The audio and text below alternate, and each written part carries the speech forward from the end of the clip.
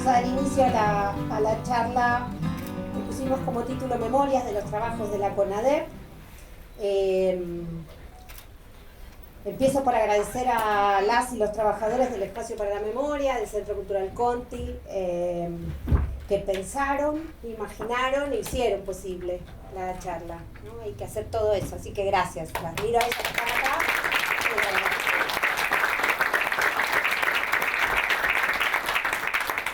Iniciamos con quién conoce, quién haya trabajado en la CONADEP, y yo conozco a María Eugenia, y María Eugenia que trae, y por supuesto Enrique, que era una referencia, así que fue todo un trabajo de conectarnos y ojalá del inicio de una red, de estar juntos y hacer memoria juntos.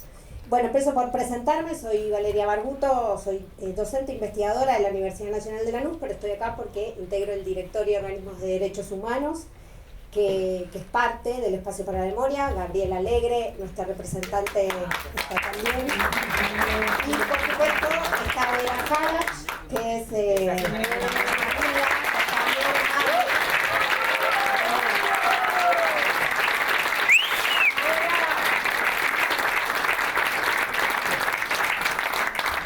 Vera, tenés el micrófono abierto cuando quieras, eso lo sabés. Así que en nombre del directorio les agradezco profundamente el que nos brinden a todos, a los que están acá y a los que vinieron a compartir, la posibilidad de estar juntos. Estamos en esta mesa con María Eugenia Lanfranco, que fue integrante de la comisión, Enrique Llore, también integrante, fotógrafo, Laura Reborati, sobreviviente de la ESMA, testimoniante fundamental en la comisión, en el juicio, en todas las etapas, y Eduardo Schiel, también integrante de la comisión. Voy a presentarlos a medida que vayan tomando la palabra. Solo recalcar que la idea es que la experiencia cotidiana del trabajo en la CONADEP, tanto desde lo personal como desde lo político, nos parecía fundamental, y nos parecía fundamental porque se trata de memorias que han tenido poco lugar si se las compara con las memorias de los notables, de los políticos, de lo que se ha hablado sobre la función de la CONADEP, el legado de la CONADEP, y las voces de quienes hicieron posible que esa experiencia, que ese hito, que ese mojón en la democracia argentina existiera, han ocupado un menor lugar en las memorias. Entonces, en momentos como los que vivimos, de enormes cuestionamientos a la política de memoria, verdad y justicia, pensamos que era imprescindible rescatarlas, porque no solo traen la memoria de un momento que fue fundante para nuestro país, sino también de un compromiso que es individual, pero que se transformó en un compromiso colectivo, en red, solidario, y es ese compromiso de las personas que lo hicieron posible. Y en estos momentos de tanta necesidad de estar juntos, hablábamos con María Eugenia, pero digo, de estar juntos y de recuperar esas posibilidades que hacen a los compromisos individuales en las tramas colectivas, ¿no? Pensamos algunas preguntas muy generales, las irán desarrollando, que tienen que ver con, bueno, cómo llegaron ellos a la CONADEP, qué historias, qué intereses, qué vínculos los llevaron a comprometerse con esa tarea, en un momento en el que no era tan fácil comprometerse con esa tarea, que era el inicio de la democracia, pero también cuáles eran las actividades, cómo fue trabajar, cómo era trabajar acá y cómo era ir a las provincias, ¿no? a las provincias en las que estuvo, cómo fue esa vida cotidiana y sobre todo qué pasó después, ¿no? Cómo seguramente impactó en sus vidas esa experiencia. Pero por supuesto las preguntas están abiertas y después también estará la posibilidad de que dialoguemos entre todos. Bueno, empiezo por dar la palabra a María Eugenia Lanfranco, que como buena conurbana, cuando le preguntamos cómo presentarla, lo primero que dijo fue: nací en Ituzaingó. Eso solo lo hacen los conurbanenses. Nadie de nosotros diría nací en Cava, en el barrio de San Cristóbal. María Eugenia se define como una vecina actriz del circuito cultural Barracas Teatro Comunitario, y desde allí que participó en obras de teatro independientes como actriz, pero también en otras como asistente de dirección y participa en la Red Nacional del Teatro Comunitario. Es licenciada en Sociología por la UBA y fue el integrante más joven de la CONADEP. Ingresó con 20 años de edad y se ofreció a trabajar aún fuera ad honorem. Luego María Eugenia pasaría a ser parte de los equipos, pero tuvo esa voluntad de querer ser parte de esa experiencia. Se desempeñó en el archivo y en el área de denuncias y fue una de las que viajó en 2 oportunidades a la provincia de Tucumán para tomar testimonios allí. Gracias. ¿Comenzar? Sí. Bien, ¿con este micrófono? Sí. A ver. Bueno, vamos a tratar de comenzar. Había un compañero de la CONADEP que cantaba y tocaba muy bien la guitarra, Beto Verdún. Más fuerte. ¿No se escucha? Más cerca. Que había un compañero en la CONADEP que se llamaba Beto Verdún, que falleció hace unos 7 años, que cantaba y tocaba muy bien la guitarra. Y había que insistirle mucho para que empiece a cantar. Y él decía, me insisten para que empiece a cantar y después me tienen que pegar para dejar de hacerlo. A mí me pasa lo mismo, me cuesta comenzar, pero después me cuesta parar. Bueno, ante todo agradecer, por supuesto, esta posibilidad de recordar, de volver a pasar por el corazón colectivamente de aquellos meses que fue el trabajo en la CONADEP. Y sobre todo la propuesta de hablar de cómo lo hicimos, porque coincido con Valeria en que probablemente fuimos los trabajadores los que menos micrófono tuvimos a lo largo de estos, ahí se escucha mejor, tuvimos a lo largo de estos 40 años, de esa labor que hicimos en esos apenas 9 meses. Todos sabemos seguramente acá que 5 días después de haber asumido, Raúl Alfonsín por un decreto conforma la Comisión Nacional. Hubo una decisión política. También sabemos que hubo un grupo de personas prestigiosas que tenían una trayectoria, reconocidas, que formaron aquella mesa de notables. Pero hoy vamos a hablar de los casi 100 compañeros, trabajadores, que a veces nos hemos denominado como los no notables, y lo decimos con mucho orgullo, que fuimos personas sencillas, comunes, que hicimos una labor poco frecuente, poco común. Al comienzo, la CONADEP, acá lo veo a Hugo García, que coordinaba todo el área de denuncias, y él en de una entrevista que se le hizo hace 10 años comentaba algo que muchos de nosotros sabíamos, que los primeros empleados que tuvo la CONADEP eran trabajadores del Ministerio del Interior. La CONADEP dependía del Ministerio del Interior. Y estas personas iban pidiendo sistemáticamente el pase. Esto ocurrió apenas los primeros días, las primeras 2 semanas. Y lo que expresaban era que no toleraban hacer esa tarea. Pero no fueron todos. Hay un compañero en particular, Luis García, que merece su homenaje, ha fallecido hace unos 20 o más años, que él era empleado del ministerio, que había elegido formar parte del equipo de trabajadores de la comisión y que se quedó hasta el final con todos nosotros y trabajaba en la parte administrativa junto a Robertito Fernández, que también hoy está sentado y nos está acompañando. El resto de los compañeros que se iban sumando, la mayoría eran personas que venían de organismos de derechos humanos, del MED, de la Asamblea, de la PDH, de la Liga.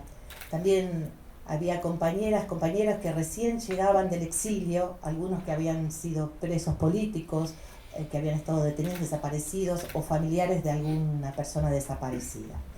En mi caso, cada vez que me preguntan, María Eugenia, ¿vos cómo llegaste a la CONADEP? Yo respondo un poco en serio, un poco en chiste. Yo llegué en el tren Sarmiento, porque era de Ituzaingó, y no conocía absolutamente a nadie en la comisión, y mi deseo fue trabajar, colaborar con esa comisión. Yo me acuerdo que estaba de vacaciones con mi mamá, mi papá, una de mis hermanas, y tomando mate en la playa, leyendo los diarios, porque la CONADEP era noticia ese fin de año del año 83. Una de mi hermana dijo, a mí me gustaría colaborar, la verdad que bueno ese trabajo, pero no tengo tiempo. Y yo tiempo tenía porque tenía un trabajo de apenas 4 horas en Ituzaingó, entonces dije, bueno, cuando vuelva me voy a ofrecer. Y así hice. Volví el primer lunes que fui a trabajar a la mañana, al mediodía me tomé el tren Sarmiento y llegué al segundo piso del Centro Cultural San Martín y me recibió Jorge Kuman, que es otro compañero que también falleció y trabajaba generalmente en la recepción, y es probable que aquí esté su hijo. Él y Walter estaban generalmente en la recepción y me preguntó qué quería, le expliqué que quería colaborar, aunque sea sirviendo café. Me sonrió, fue a buscar a Graciela Fernández Meijide, me volvió a hacer la misma pregunta, qué quería, repetí exactamente lo mismo y me dijo, ¿cuándo querés comenzar? Dije, mañana. Y un martes empecé a trabajar. Al principio en el archivo, armando las carpetas, poniendo un número a cada testimonio que íbamos recibiendo, en esos ficheros metálicos donde los íbamos guardando sistemáticamente. Y después transcurrieron unas semanas y era tanto el trabajo que había que me preguntaron si no podía renunciar al trabajo que tenía por la mañana y pasé a conformar el equipo de compañeros con un contrato por ese periodo. Volvamos a lo que nos convoca. ¿Cómo fue que lo hicimos? Pasaron 40 años y a veces uno se olvida, pero en esa época no existía internet ni celulares, así que el trabajo fue absolutamente artesanal. Teníamos pocas máquinas de escribir. De hecho, la mayoría de los testimonios, o al menos todos los que yo tomé, los tomé a mano. Capacitación tampoco recibíamos. La capacitación era más bien horizontal, por definirla de alguna manera. Un día, trabajando en el archivo, yo trabajaba, una de las compañeras era Cristina Leverato, una señora que era bastante más grande que yo y ejercía mucho un rol así muy maternal con todos los que éramos más chicos, más jóvenes. Nos dicen a Cristina y a mí, pueden venir a tomar testimonios porque había mucha gente esperando. Bárbaro, dijimos que sí, y en cuanto salimos al pasillo no sabemos cómo hacerlo. Si bien habíamos leído muchos testimonios porque trabajábamos en archivo, pero nunca habíamos tomado nosotros un testimonio. Y ahí pasaba el negro Giudice Bravo, que escuchó y que dijo, vengan. Y nos dio las pautas de cómo teníamos que hacerlo. Oraciones cortas, qué preguntas, dónde había nacido la persona que estaba desaparecida, armar un legajo por cada una de las víctimas, qué preguntas no podían faltar, y después nos dijo, me golpeó el hombro y me dijo, chiquita, letra clara, porque si no, no sirve para nada. Y así fue que empezamos a tomar denuncias, Cristina Leverato y yo sentadas en dos escritorios lo más cercanos posible para sentirme probablemente acompañada por ella. En general, cuando ingresaban los compañeros, nadie sabía muy claramente qué tarea tenía que hacer. No estaba definido, se iba haciendo sobre la marcha. Podríamos decir poéticamente que fue una improvisación creativa, comprometida y colectiva. A partir de las necesidades, por ejemplo, había que armar un listado de todos los represores que iban siendo nombrados en los testimonios. Se armaba el equipo. Acá tenemos una compañera. Con el tema de la detección de los centros clandestinos también se hizo un trabajo minucioso, esmerado, por parte de los compañeros que estaban haciendo esa tarea a partir de los testimonios que iban brindando con mucho coraje las personas que habían sido liberadas de algún centro clandestino. Y a partir de esa información se iban detectando y se iban dibujando y se iban colocando en un mapa. Probablemente muchos de nosotros vimos la película 1985 y recordarán el mapa que aparece en el film. Ese mapa tiene su origen en esa CONADEP. Recuerdo perfecto porque hicimos una vaquita para comprarlo, porque hacía falta plasmarlo físicamente cada uno de los centros clandestinos que se iban detectando a lo ancho y a lo largo de nuestro país. Y habíamos comprado chinches de 3 colores para identificarlos de acuerdo a qué fuerza pertenecía cada centro clandestino. Pensemos que cuando comenzó la CONADEP, estaban identificados unos 50 centros clandestinos. 9 meses después el número ascendía a 350 aproximadamente, y hoy los compañeros que siguen trabajando en la Secretaría de Derechos Humanos nos han comentado que llegan alrededor de 900. ¿Qué más? Los viernes. Los viernes solíamos reunirnos en la oficina de denuncias, que era la más grande de todas. Acá Hugo me hace así con la cabeza. Él recuerda esos viernes seguramente. Estábamos invitados a ir todos los compañeros, que no había una obligación, pero la verdad que casi todos íbamos. Hacíamos una gran ronda para conversar sobre la información importante que había transcurrido en la semana, para intercambiar algunas dudas, para acordar criterios y para contarnos cómo estábamos, para compartir eso. Se podrán imaginar que el nivel de angustia era un poquito elevado. Había muchos compañeros que, como decíamos, venían del exilio o habían estado detenidos, y tomar los testimonios no era una tarea sencilla. Entonces Graciela Fernández Meijide, si no me equivoco, propuso traer unos psicólogos para que nos acompañen en esas reuniones que hacíamos los días viernes. Aceptamos. La primera semana vienen 3 psicólogos y hubo una manera de todo el mundo empezó a contar cómo se sentía, un desborde importante. Segundo viernes regresan estos psicólogos y se repite un poco esa escena. Al tercer viernes los psicólogos mandan a decir que no iban a venir porque la temática lo superaba. Por suerte teníamos todos brazos muy largos y nos abrazábamos mucho entre nosotros y nos acompañamos, al punto que hasta el día de hoy muchos de nosotros hemos convivido estos 40 años de esa manera. Después vino la etapa avanzado, ¿no es cierto?, los meses. Termino rápido. No, está muy bien, tengo, está muy bien.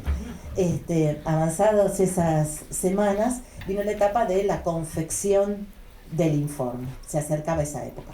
Probablemente están las fotos, donde hay unas fotos que tenemos, la del cuadernito, empezamos por la del cuadernito.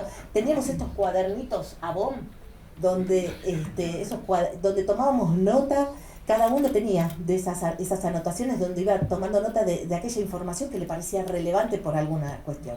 Cuando viene esta etapa de más cercana a la elaboración del informe, en una reunión de los viernes a la tarde, nos pasan un memo, una de las fotos que está también, nos pasan un memo donde se identificaban cuáles iban a ser los capítulos, los ejes temáticos que iba a tener el Nunca Más. Y nos piden a todos los integrantes de la CONADEP que por favor estemos atentos a esos temas para aportar aquellos testimonios que nos parecían que podían engordar cada uno de esos capítulos, nutrirlos. Entonces teníamos esas anotaciones. De hecho, después Eduardo va a hablar seguramente más del tema de la redacción del Nunca Más, pero hay uno de los cuadernitos que dice Eduardo, que deben haber sido seguramente algunos de los testimonios que yo había seleccionado para pasarle a Eduardo Gil para alguno de los capítulos que él estaría escribiendo. A medida que hemos reuniendo esa información valiosa, hacíamos unas fotocopias y las llevamos a una de las oficinas que estaba cerca de los notables, donde le entregamos a los compañeros que estaban redactando esos datos. Yo recuerdo mucho a Gerardo Taratuto, que tu papá,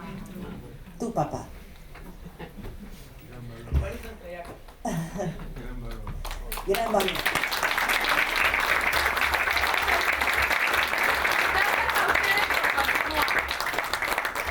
Bueno, tu papá, además de tener una pluma sublime como dramaturgo, además de ser un gran abogado, tenía un humor muy particular. Entonces le ponía una cuota de alegría, de humor a esas situaciones que eran un poco complejas. También estaba, obviamente, el turco Eduardo Gil y Daniel Llanos haciendo esa tarea tan interesante, tan importante, que fue la redacción de muchos de los capítulos. Wow. Denuncias, un comentario. Yo tomé algunas denuncias en Capital, en el segundo piso del Centro Cultural San Martín, y otras me tocó en la provincia de Tucumán. Fuimos en 2 oportunidades a la provincia de Tucumán, porque el primer viaje no alcanzamos. Entonces viajamos Jorge Kuman, Luis Ramos, Walter, Silvana, Claudio, que no recuerdo, de algunos compañeros no recuerdo el apellido, y Piusile, que era diputado. Y era infinita la cantidad de denuncias que teníamos que tomar. Cada día íbamos un poco antes y volvíamos al hotel un poco después. Y una diferencia importante que notábamos era que cuando uno tomaba una denuncia en Capital, el familiar venía con el mismo dolor que puede haber llegado a Tucumán. Eso no está en discusión, por supuesto, el dolor de tener un familiar desaparecido. Pero venía acompañado de una carpeta con fotocopias de los habeas corpus que había presentado, de la denuncia ante organismos de derechos humanos, ante la Comisión Interamericana. Cuando llegamos a Tucumán, los denunciantes, era la primera vez que hacían la denuncia de desaparición de un familiar. Y no estaba el concepto de desaparecido. Recuerdo un caso de un señor que vino, su cara la tengo en mi memoria por siempre, que vino, hizo la denuncia de la desaparición de sus 2 hijos, uno tenía 16 años, el otro 18, ambos trabajaban en un ingenio pequeño en las afueras de San Miguel, y firmó con la huella digital, porque era analfabeto, eso era, casi todos los testimonios hacían una cruz o firmaban con su huella. Se paró y me dijo: señorita, ¿usted me los va a encontrar? Era la primera vez que el Estado estaba abriendo sus puertas para que los familiares den sus testimonios, y este señor tenía la gran esperanza de que nosotros íbamos a encontrarlos con vida. Para terminar, no fue un campo de rosa, claro que no. Pero probablemente los que estuvimos allí a lo largo de estos 40 años, cada vez que escuchábamos la palabra CONADEP, algo nos pasaba en el cuerpo, nos pasa. Cuando vemos a un estudiante universitario, un chico de la escuela secundaria con un nunca más en la mochila, algo nos pasa. Los que tenemos buena memoria para las fechas, cada 20 de septiembre probablemente lo recordamos como uno conmemora o celebra el cumpleaños de un hijo. Hoy acá estamos, algunos compañeros, hijos, nietos de compañeras y compañeros que compartimos esa tarea, esos 9 meses. Y creo que lo que más teníamos era esperanza, pero no esperanza en el sentido bobo de creer que todo iba a salir bien, sino esperanza es como cuando uno tiene la incertidumbre de lo que va a pasar, pero esa propia incertidumbre es lo que nos genera y nos da la fuerza de seguir adelante. Y esa fuerza de ponernos en marcha fue lo que nos hermanó. Y eso es lo que siento, que fuimos hermanos y que lo seguimos siendo. Y pueden pasar los años, seguirán pasando las décadas. Muchos compañeros no están. Pero todos vamos a seguir recordando el 20 de septiembre, el trabajo que compartimos, porque debemos tener tatuado en nuestro alma, en nuestro corazón, el nunca más. Muchas gracias.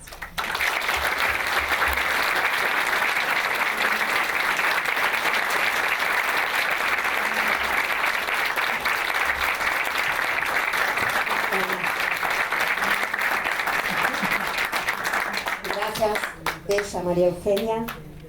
Les cuento que María Eugenia hizo un listadito con todos los compañeros y las compañeras que recuerdan lo que se me ocurre, porque ella no sabe si la memoria no le falla con alguna o alguno. Se me ocurre que después, cuando terminemos, los familiares, los amigos, los trabajadores que estén acá vengan y completemos eso. Me parece que es un gran trabajo de la memoria tener esos nombres, ¿eh?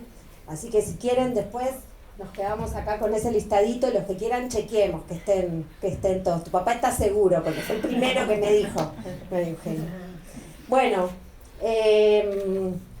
vamos a continuar con Enrique. Enrique tiene un currículum muy largo, así que voy a resumir. Enrique Llore es mucho más que un fotógrafo, pero un fotógrafo en inicio. Comenzó a trabajar como reportero gráfico en la agencia Sigla durante el Mundial 78, fue reportero gráfico en Diario Popular hasta irse a estudiar fotoperiodismo en la Universidad de Missouri, gracias a una beca de la Sociedad Interamericana de Prensa. Regresó a Buenos Aires en 1983, trabajó como fotógrafo freelance para New York Times y las revistas Time, Newsweek y Fortune, si se dice así, perdón mi inglés, a través de la agencia Goodfin Camp de Nueva York. En 1985 Reuters lo contrató como jefe de fotografía para Argentina, Uruguay y Paraguay. En España fue editor gráfico de Reuters para la península ibérica. Como reportero gráfico y editor cubrió todo tipo de eventos, desde la Primera Guerra del Golfo, alzamientos militares, visitas papales, elecciones y cumbres presidenciales, hasta Juegos Olímpicos y Mundiales de Fútbol.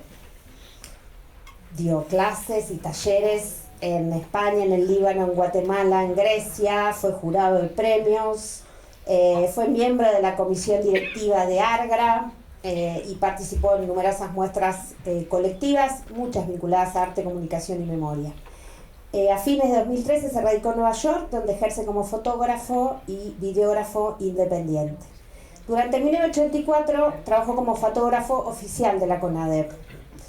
Y me permito agregar, si a cualquiera de nosotros se nos viene una imagen de la CONADEP, diría el Nunca Más, fundamentalmente es de Enrique, no duden, salvo creo, por eso le preguntaba a esta que me decía que era de Daniel Merle, que es de la entrega del informe, las imágenes que tenemos grabadas de lo que fue el trabajo de la CONADEP y del informe Nunca Más son de Enrique y formaron una colección que es única en todo el mundo, por la belleza, por el trabajo y por el compromiso que se ve, esa cosa colectiva también de las fotos, de ver no solo el lugar físico, sino los sobrevivientes. Así que en muchos sentidos Enrique es un maestro no solo para los fotógrafos en Argentina y para el fotoperiodismo, sino para todos. Damos la palabra. Bueno, buenas tardes y muchas gracias por estar acá y desde luego no se crean la mitad de eso que les debo estar todo exagerado. Y lo más importante lo dejaste para el final, que claramente el trabajo que hice en la CONADEP no tiene comparación con nada. Ese fue el trabajo más importante. Perdón que estoy un poquito emocionado por otras cosas, pero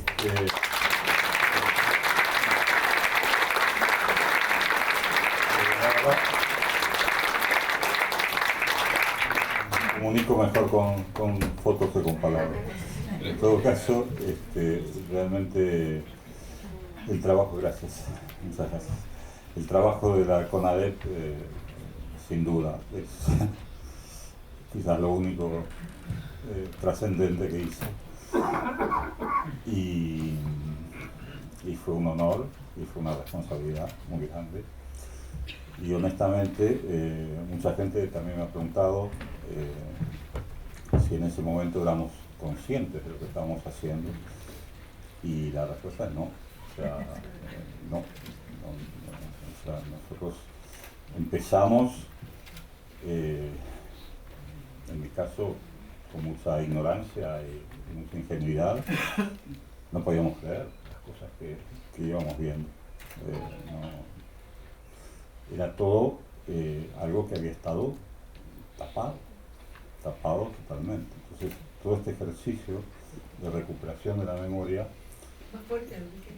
todo ese ejercicio de recuperación de la memoria es realmente importante, porque es la única cosa que permite conocer y entender lo que pasó y por qué estamos donde estamos.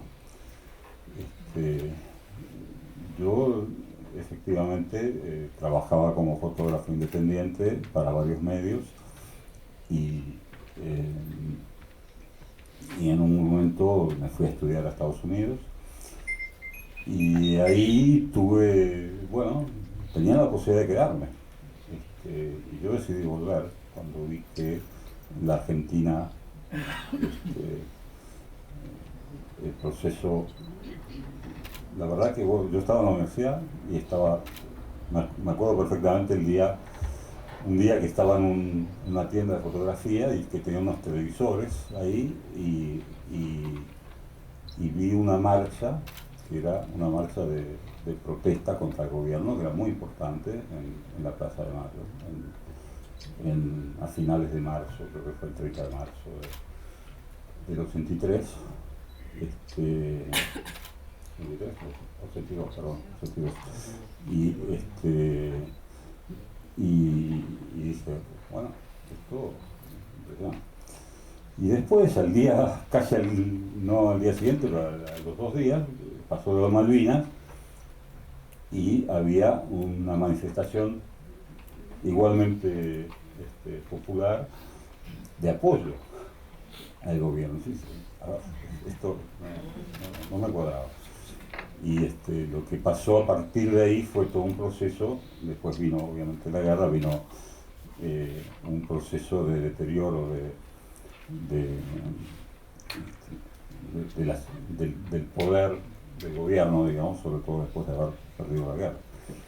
Y eso abrió la puerta a que después hubiera un proceso de retorno a la democracia. De alguna manera eso fue muy determinante. Y en ese momento fue cuando decidí volver, porque dije, bueno, yo voy a ir a documentar esa transición, ese periodo de elecciones, de campaña y a ver qué pasa. Entonces, eso fue exactamente lo que hice y bueno,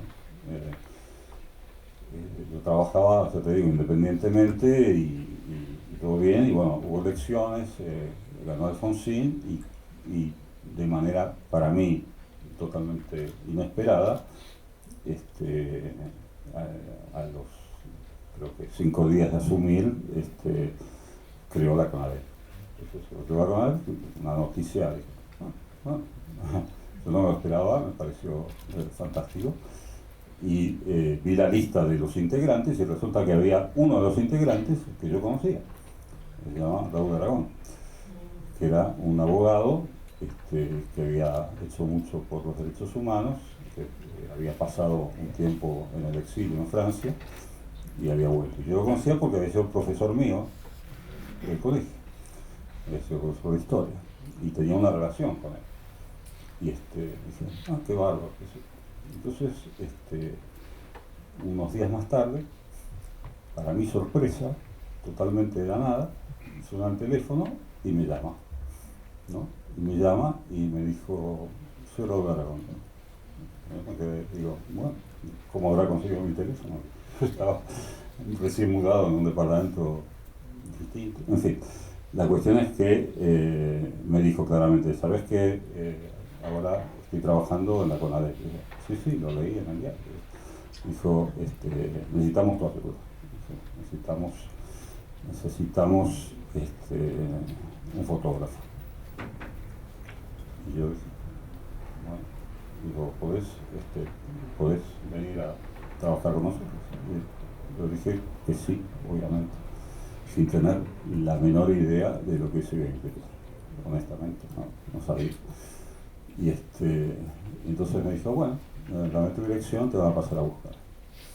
Entonces, en el momento señalado, yo bajé y había un Falcon en la puerta con 2 tipos de civil.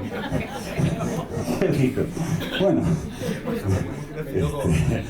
me parecía que me estaba llevando preso. Realmente era y no, bueno, 2 tipos muy correctos, por cierto, eran policías, sí, pero bueno, muy correctos. Y la impresión me quedó de todas maneras. Y fuimos ahí al Teatro San Martín, donde estaban las oficinas de la CONADEP. Y y después, poco tiempo después, ahí me enteré un poco de en qué iba a consistir ese trabajo, que era básicamente sacar fotos durante lo que se llamaban reconocimientos oculares, que eran procedimientos donde testigos que habían sobrevivido y que habían prestado testimonio previamente iban junto a abogados y personal de la CONADEP a reconocer los lugares donde ellos habían dicho que habían estado y entonces el procedimiento era un procedimiento legal, era un procedimiento de decir, bueno, ahora estamos yendo adentro de una instalación militar, por ejemplo, que por cierto todavía estaban los militares en todos estos lugares, en algunos casos policiales también, y claro, un tipo que había sido detenido ahí pues había hecho una descripción detallada del lugar y había dicho, bueno, acá hay una ventana con rejas, con rectángulos de vidrio, qué sé yo, una descripción muy minuciosa, que íbamos ahí a verificar si efectivamente ahí al lado derecho había 3 paneles de ventanas como el tipo había descrito y que efectivamente coincidían. Por eso era muy importante la tarea también de un arquitecto. Había un arquitecto que se llama Carlos Ocampo, que no sabemos nada de dónde está, pero ojalá lo pudiéramos ubicar, que justamente él había hecho planos y bueno, y la tarea era básicamente ver si en ese procedimiento había una coincidencia entre lo que nosotros encontrábamos y lo que la gente había escrito, cosa que en la enorme mayoría de los casos fue exactamente así. Y lógicamente eso constituía una prueba legal, porque como alguien, no eran lugares de acceso público, como alguien te va a poder describir un calabozo dentro de una instalación militar si nunca estuvo ahí. Entonces, esa era la importancia que tenía. Por eso hay muchas de estas fotos, en realidad son fotos que aparentemente, bueno, son fotos de una ventana o de un piso o de un techo,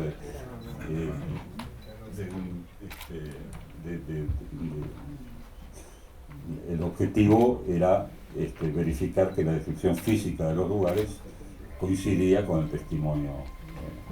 Entonces, eso en la mayoría de los casos. Ahora, hubo algunos casos especiales donde íbamos a buscar algo y encontrábamos mucho más de lo que íbamos a buscar, ¿no?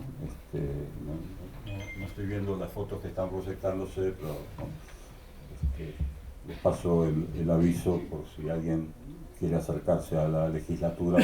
Hoy justamente con los 40 años de la entrega del informe, acabo de inaugurar una muestra que tiene muchas de estas fotos y muchas otras donde figuran eso. Entonces el cartel que elegí para esa muestra es una foto que hicimos en un sitio que se llamaba Pozo de Quilmes, que era una comisaría en Quilmes, y una vez que fuimos ahí, y justamente íbamos con la gente que había estado ahí, y tenía la misión era reconocer el lugar, y resulta que nosotros reconocimos el lugar. Esta es la foto. Este es un calabozo muy pequeñito, no sé si se alcanza a ver acá en la foto. Hay una inscripción en la pared que dice: Dios mío, ayúdame. Dios mío, ayúdame. Y eso fue tremendo, porque el señor que está sosteniendo el encendedor era justamente el que había escrito con una piedrita en la pared del calabozo: Dios mío, ayúdame. En una celda de 1 metro por 2 sin luz, por eso está con el mechero para alumbrarlo. Y bueno, y fue increíble que eso todavía estuviera ahí. que no sé si sigue estando, la verdad, no tengo ni idea. Pero lo habían pintado por arriba, pero no habían rasqueteado como para eliminarlo, ¿no? Entonces, eso fue un ejemplo. Otro ejemplo muy impresionante fue en Mendoza, por ejemplo. Yo estuve en unos 40 y pico de lugares en todo el país, no en todo el país, pero en muchas provincias. Y eso fue de a poco, de alguna manera íbamos encontrando situaciones similares en todos lados. Entonces eso fue lo que de alguna manera fue ayudando a armar ese rompecabezas donde se veía claramente que había un plan. Esto no fueron accionarios independientes, había un plan sistemático que tenía muchas características comunes en todos lados. Y bueno, y además había cosas como esta, como lo que decías de Mendoza. Hay un departamento de policía muy grande ahí que se llama Palacio Policial, es un nombre pomposo para un edificio espantoso que hay ahí, que está lleno de calabozos. Y tiene, estábamos yendo calabozo por calabozo, y no sé si pueden encontrar esa foto, pero en un momento abrimos la puerta de un calabozo y encontramos una montaña de libros, una pila inmensa, estaba toda una habitación llena de libros. Con tanta coincidencia que una de las chicas que había estado detenida ahí, y que iba en el grupo bastante numeroso de sobrevivientes que estaban prestando testimonio, de pronto se acerca y dice, a ver, y agarra un libro, y era su libro, que estaba con una dedicatoria del hermano. Eso es increíble. Era un libro que en ese momento era famoso, que había estado prohibido, que se llamaba Las venas abiertas de América Latina, un libro de Galeano, y dedicado a ella por su hermano. Y lo encontramos en un calabozo ahí. Entonces, eso fue una prueba legal muy concluyente, ¿no? De los tipos. Entonces, hubo unos cuantos situaciones así que donde realmente encontramos más de lo que nos imaginábamos que íbamos a encontrar.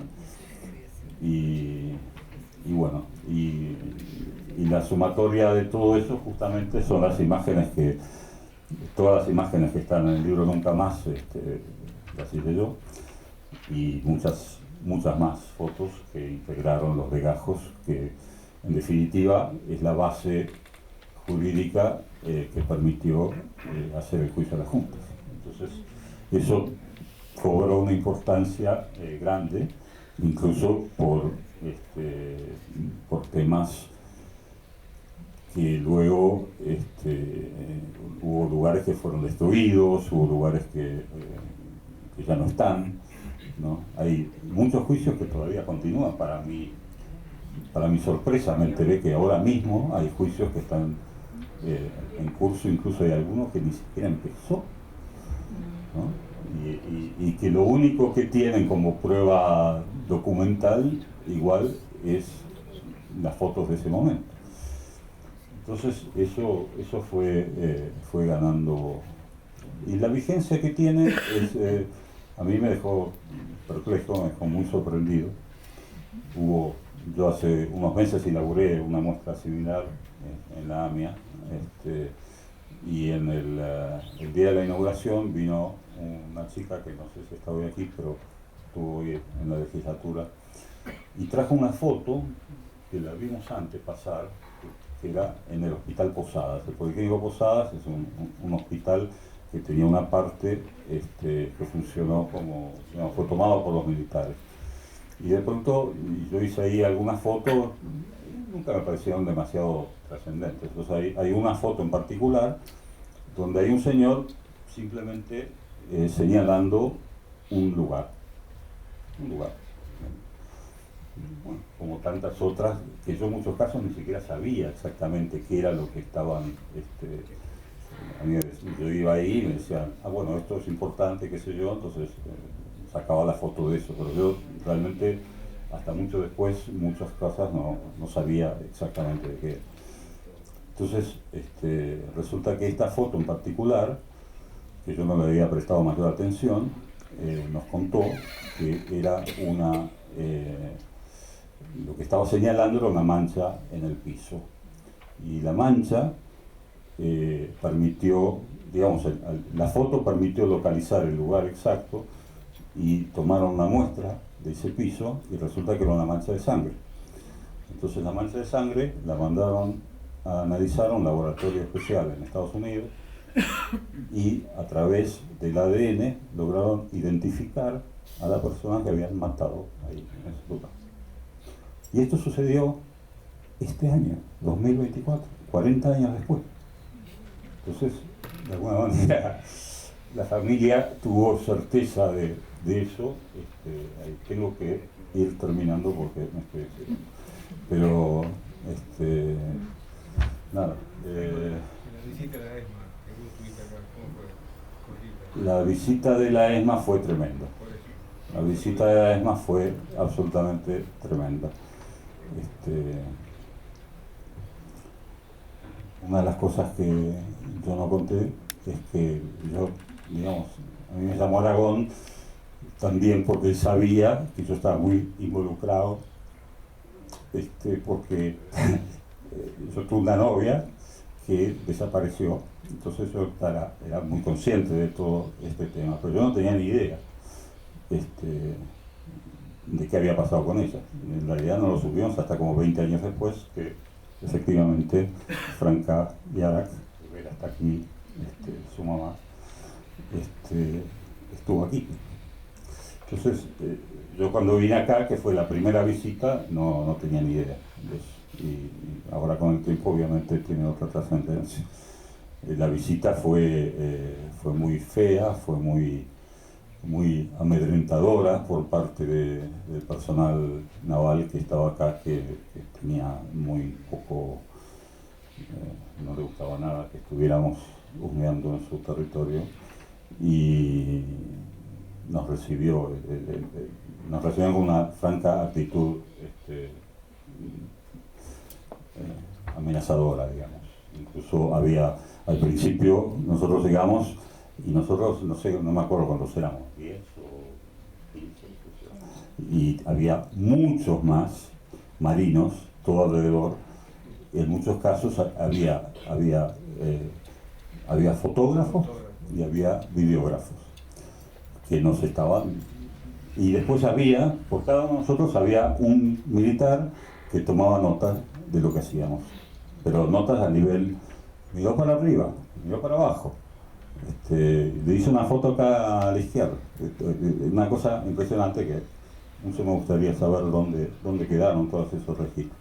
Tanto es así que en un momento Magdalena Ruiz Guiñazú, que era una periodista que integró la CONADEP, se enojó con esto y dijo: ¿ustedes quieren una foto nuestra? Venga, posamos todos acá, nos sacan la foto y nos dejan tranquilos y se van. Y fue exactamente así. Hicimos una foto todos posando, que también me gustaría saber quién la tiene. Sería un lindo recuerdo. Pero hicieron eso y se fueron. Pero los tipos que escribían siguieron. Eso sí siguieron. Así que fue una visita muy dura. Muy dura. Bueno, me he excedido en el tiempo, perdón.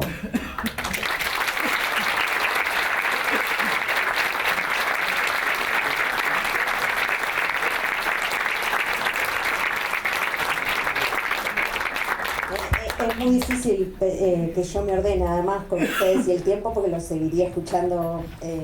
Pero bueno, hablando de la visita a la ESMA, me parece que precisamente lo que toca es darle la palabra a Laura, que es una, entre muchas otras cosas, sobreviviente del centro clandestino de detención, tortura y exterminio ESMA, y que fue una de las personas que acompañó esta inspección ocular. Y bueno, la idea también de pedirle a Laura que nos acompañe era que precisamente en la CONADEP tuvo notables, tuvo trabajadores, pero fundamentalmente tuvo los testimonios de sobrevivientes, de familiares, sin lo cual nada hubiera sucedido. Bueno, Laura es docente actualmente jubilada, pero todos la conocimos también como docente universitaria de geografía, y ella se presenta como una orgullosa madre de 4 hermosas muchachas. Laura, esto lo digo yo, es una de esas compañeras que siempre está, que siempre acompaña, que siempre está para dar su palabra y que siempre sabe dar la palabra, que no es lo mismo. Laura es una de las personas que da la palabra, que sabe convocar. Y bueno, por ahí no sé cómo pensabas organizar tu participación, pero con Enrique siguen ya dándote el pie para seguir con esta inspección ocular, ¿no? Muchas gracias. Bueno, buenas tardes a todos y todas. Sí, yo tuve privilegio, no sé cómo se llama, de estar en esa visita. Bueno, no sé si es valentía, yo creo que fue, no sé, ignorancia, no sé, locura, no tengo idea.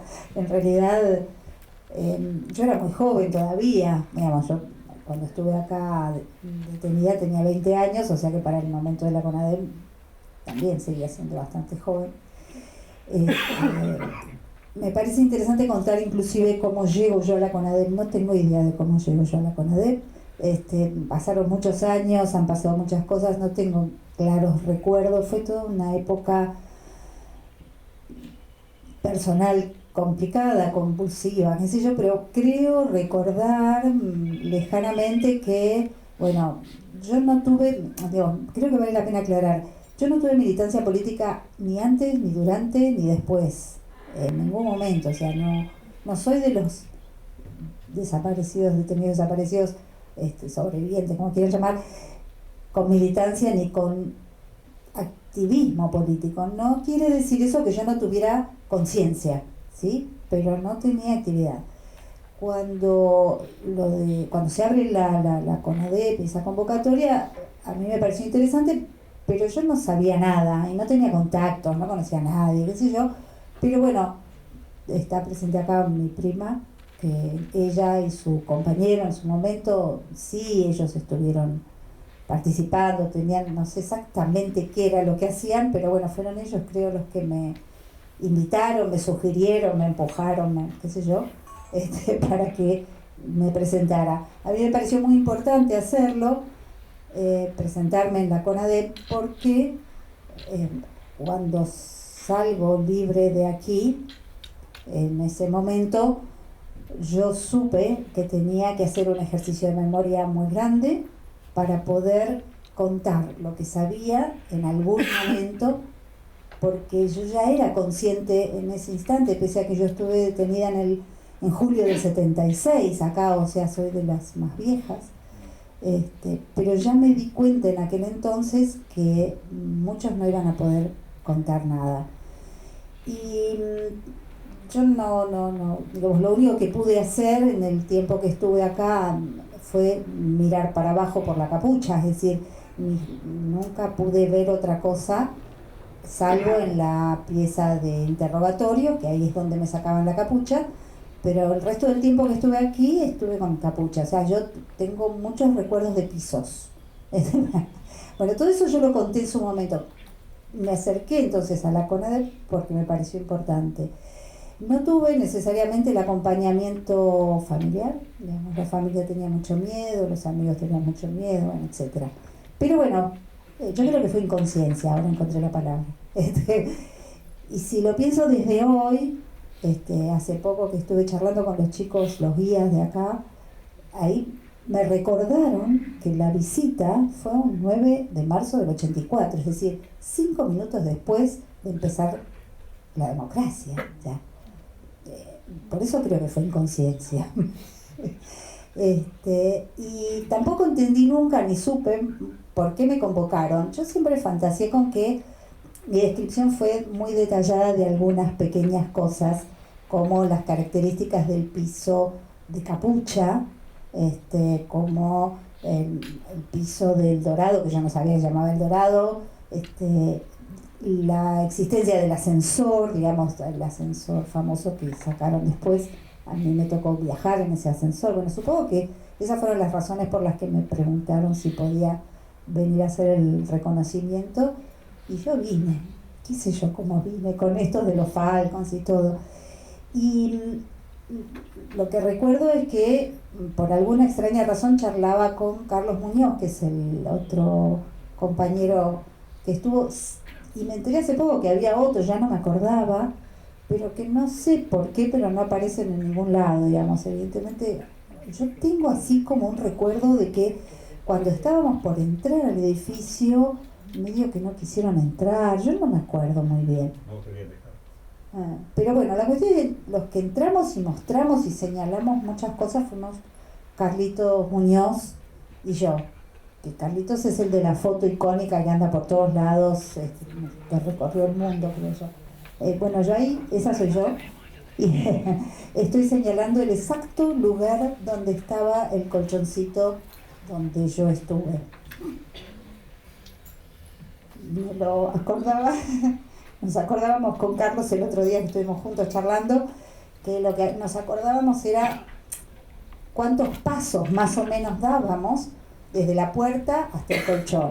Por eso para mí era claro eso, y porque hay una ventiluz, una cosa así, que la presencia de esa luz se percibía lejanamente a través de la capucha.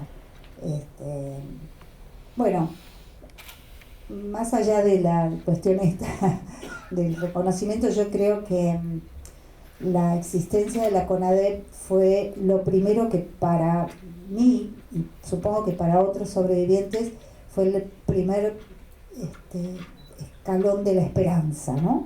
Que por supuesto rápidamente se nos cayó, por lo menos ya hablo por mí, supongo que muchos de mis compañeros piensan lo mismo, se nos derrumbó rápidamente después de cuando el punto final, etcétera. Pero bueno, fue un primer escalón de la esperanza, y la verdad que el trabajo que ustedes han hecho no tiene precio, digamos, porque nuestro testimonio también es importante, pero aquel primer paso yo creo que fue el que abrió la puerta para que también nosotros pudiéramos después, cuando llegó el momento de los juicios, seguir avanzando con esto de dar testimonio para que haya memoria, para que haya justicia y se conozca la verdad. Gracias.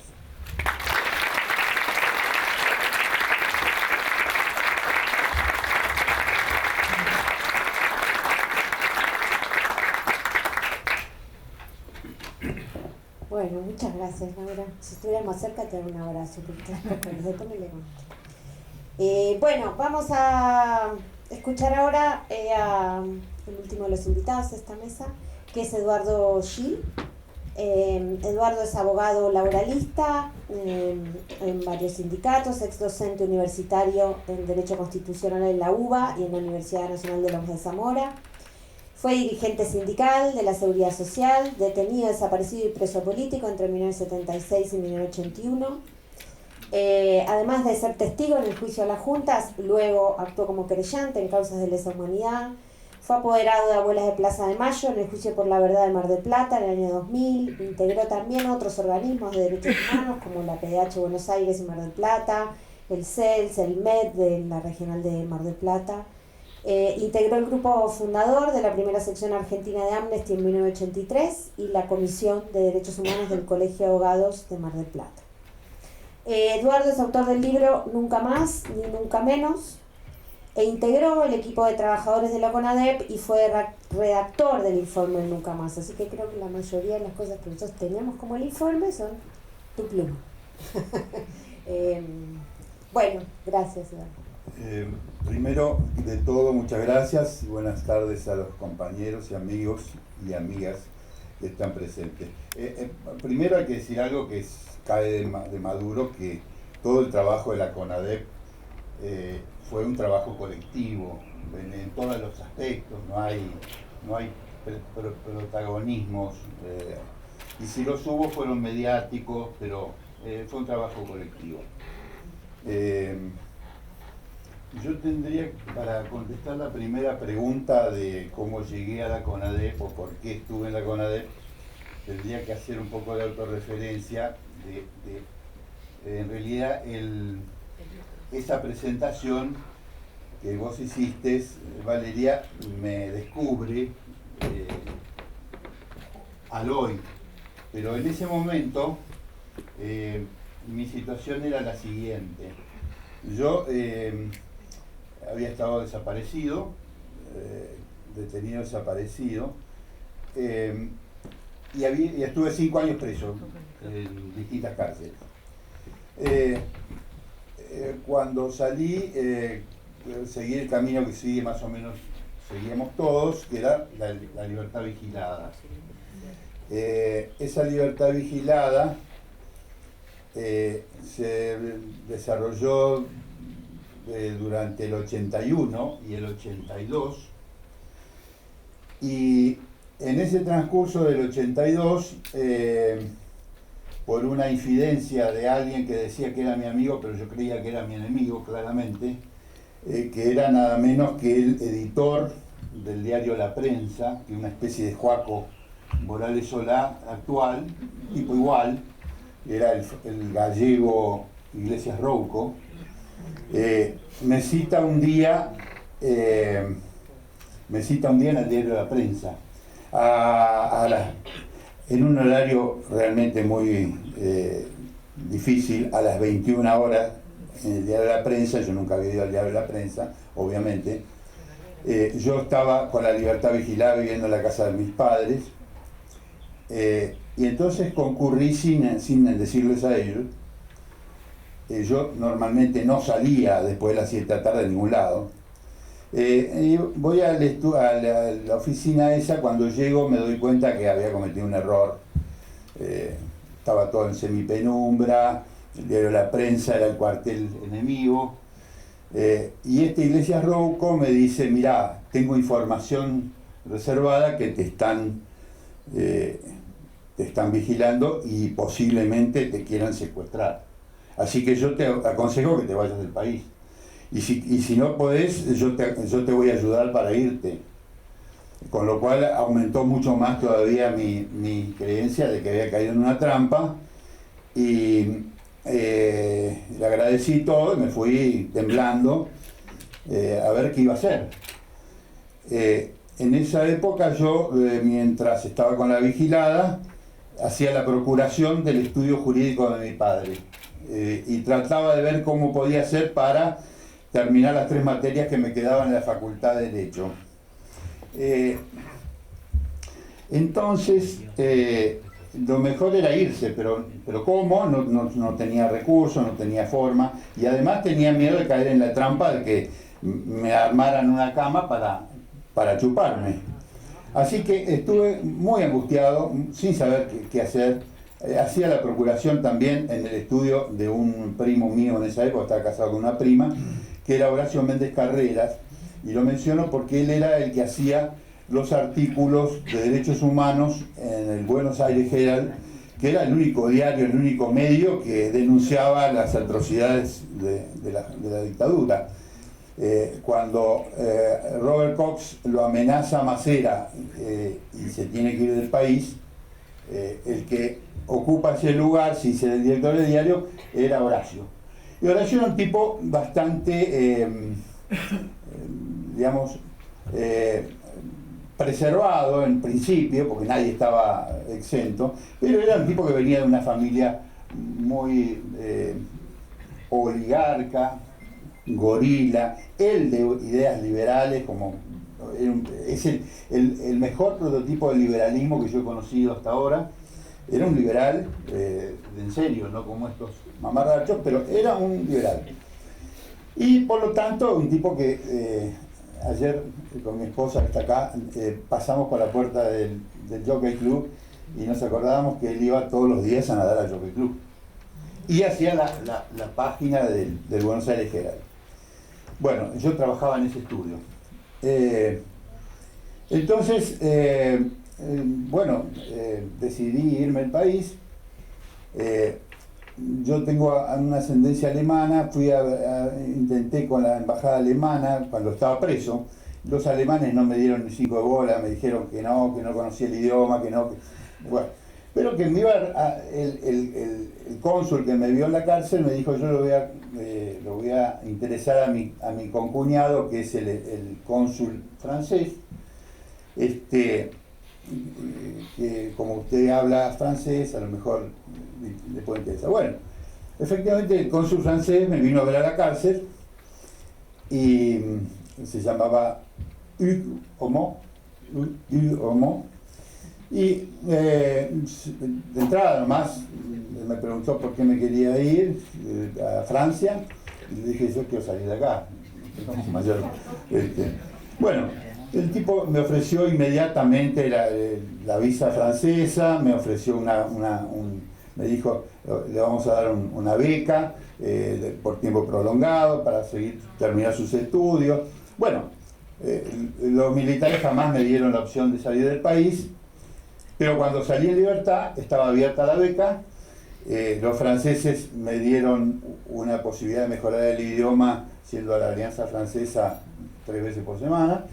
Así que a fines del 81 yo estaba listo, que fue más o menos la amenaza que me hace el de la prensa, y el recurso era iniciar esa beca en el mes de junio, creo que era, del año 82, y irme a Francia a hacer el posgrado.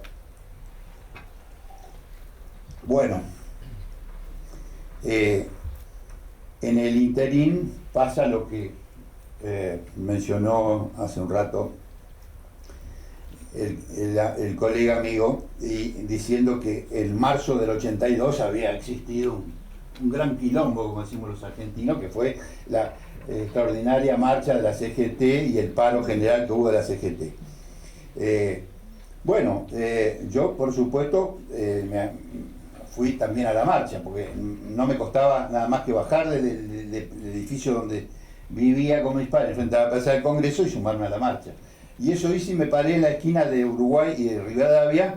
Me encontré con un compañero de la militancia de lo que hoy es la ANSES, la Seguridad Social. Nos encontramos ahí, en el instante que me doy el abrazo y estamos festejando, dos tipos me quieren meter adentro de un Falcon, y yo a las trompadas ahí. Bueno, estábamos a 200 metros de mi casa. Yo le dije, bueno, vamos a refugiar. Bueno, no se podía, porque toda, como ahora en las marchas de los jubilados, estaba la plaza absolutamente llena de fuerzas militares y no se podía acercar. Bueno, es una historia personal, pero tiene que ver con cómo llego yo a la CONADEP. Cuando viene Malvinas, decepcionándote lo que vos decías, yo soy uno de los que estuvo, casi me secuestran el 30 de marzo, y el 2 de enero de abril estaba ahí en la Plaza de Mayo. Pero ocurre lo del 2 de abril, yo dije, bueno, acá cambia la cosa. Así que, no sé si el 2 de abril, pero seguramente el 10 de abril le debo haber dicho a los franceses que renunciaba a la beca y que me quedaba acá en la Argentina. Me parecía una cosa totalmente indigna yo aceptar una beca e irme a Francia a cantar la Marsellesa cuando los franceses estaban aportando toda su potencia con la OTAN en Malvinas. Así que me quedé muy orgulloso. Y entonces me acerqué a los organismos de derechos humanos, que era lo que tenía más a mano, y a la militancia política del peronismo. Los organismos, ¿cuál organismo me acerqué? Básicamente el más importante, el que me acerqué primero, fue el CELS, porque estando presos nosotros recibíamos la información de cómo el CELS ponía sangre, sudor y lágrimas por cada detenido político, y aunque no daban abasto, porque yo les aseguro que la mayoría de los presos, yo no me acuerdo, quiero recordar a ver qué compañero tenía, conozco, sí, había algunos, pero muy pocos tenían abogados defensores. En el caso mío, porque era mi viejo, pero nadie tenía abogado. Y por lo menos los 4 abogados más importantes del CELS estaban ahí al pie del cañón. Así que yo me vinculé con el CELS, tuve la fortuna de que me acobijaran ahí gente muy valiosa, recién lo conozco al hijo el compañero Conte, a Laura, su mamá, estaba vinculado con Chela, con Emilio, con Graciela Colombo, que después fue trabajadora de la CONADEP, que tenía 2 hijos desaparecidos. Y bueno, con un mundo que para mí me honraban porque yo era nadie, era un expreso que venía con el Pipo Westerkamp. Con ellos yo me vinculaba. Y después también con la APDH, con el MED, donde después seguí vinculado muchos años. Quería leer una cosita que había presentado con otros compañeros presos en agosto 23 de 1983, o sea, todavía no se habían realizado las elecciones. Y la APDH había hecho una asamblea que se llamaba Asamblea Nacional hacia la Democracia. Y nosotros, 2 o 3 presos, habíamos hecho esta propuesta, entre otras cosas. ¿Cuáles eran las propuestas que teníamos? La primera, indemnización a los afectados directos de toda la represión ilegal y clandestina. Y además avanzamos más, en razón de los principios básicos de nuestro derecho común, la Declaración Universal de Derechos. Deben responder los individuos de las Fuerzas Armadas y o de seguridad que pudieran individualizarse, teniendo como base la responsabilidad personal, patrimonial, solidaria e ilimitada por los daños que cometieron en las personas.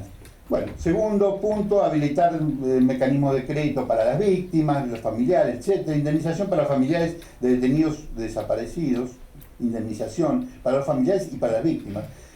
Disponer de incorporación de los afectados por la represión en las antiguas ocupaciones laborales. En el caso era propio, porque yo fui dejado cesante en la dictadura, cuando debíamos asumir con algunos compañeros que están acá, la conducción del sindicato, el sindicato APOPS, de los empleados y trabajadores de la Seguridad Social, y en mayo del 76, en vez de asumir, a todos los que estamos acá nos echaron, nos dejaron cesantes y nos dejaron en la clandestinidad prácticamente, porque tuvimos que salir escapando porque sabíamos que venían detrás nuestro.